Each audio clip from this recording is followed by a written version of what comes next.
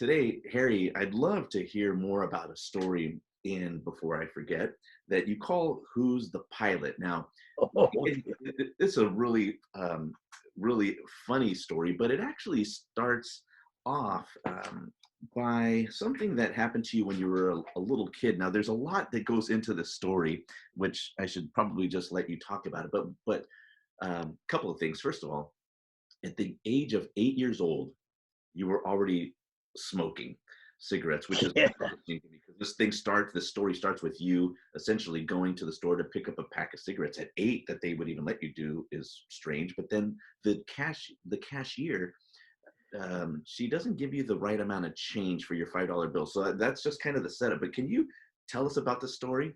Yeah, well, I kind of get into it. I think what happened when you mentioned that thing in Before I Forget, I think I wrote about it started when I wanted to remember certain things that I never bothered with ordinarily. Mhm. Uh, and it started, we did a lot of flying in those years, Renee and I, because we were doing the act.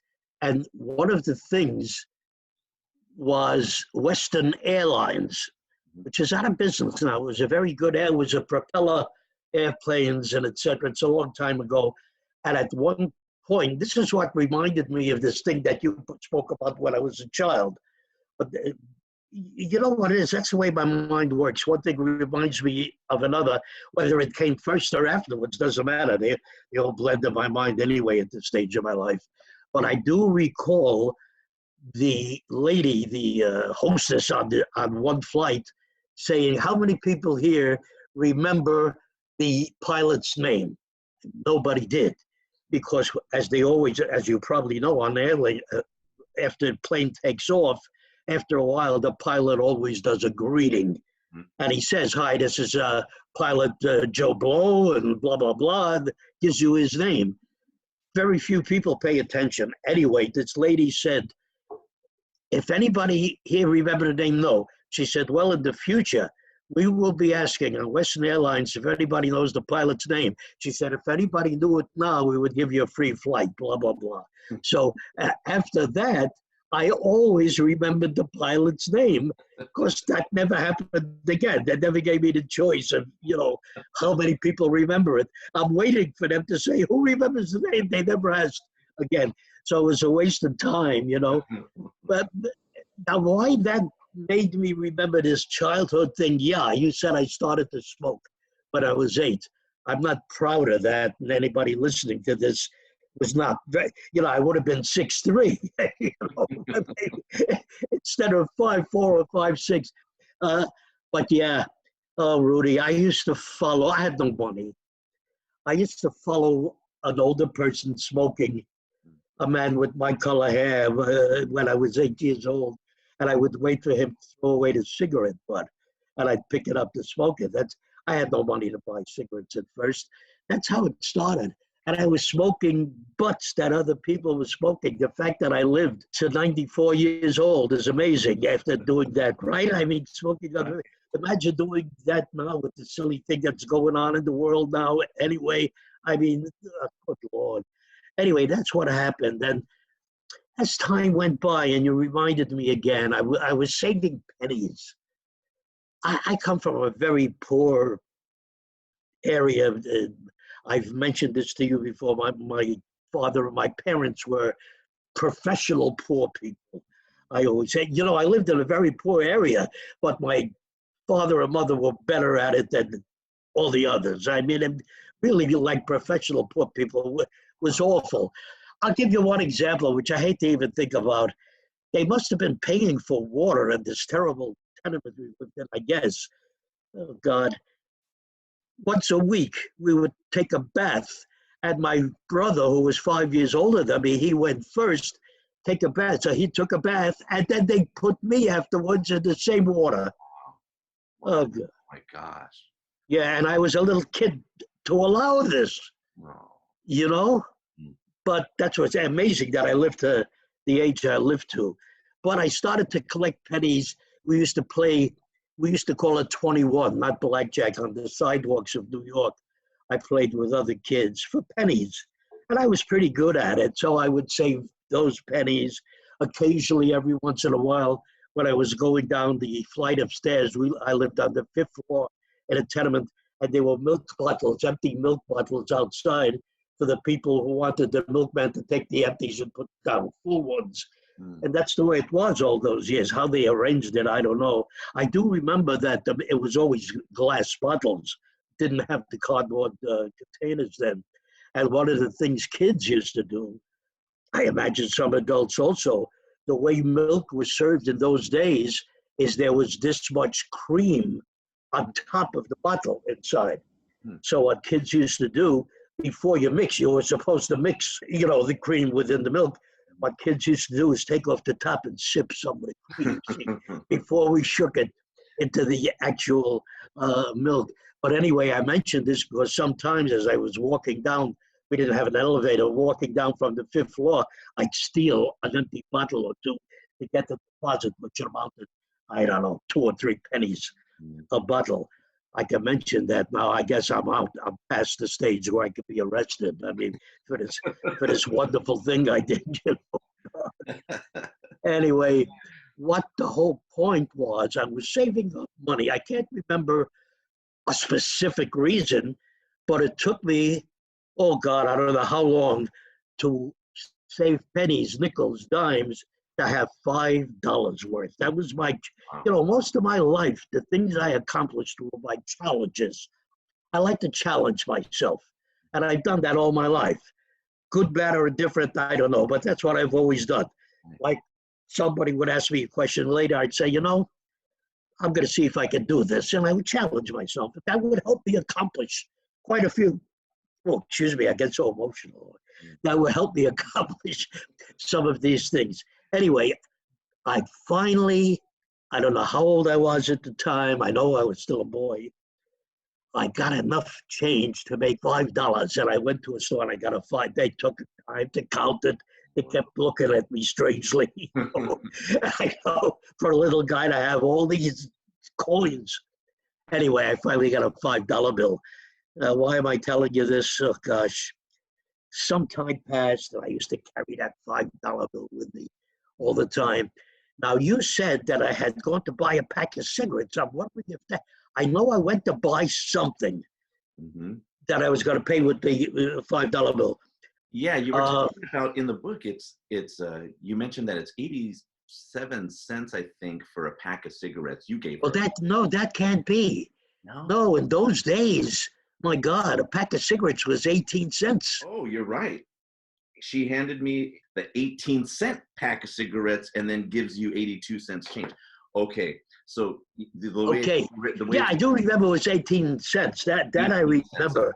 I'm going to go off on a little tangent. Before that, there was a candy store around the corner from where I lived off the East River in New York City on Lower East Side.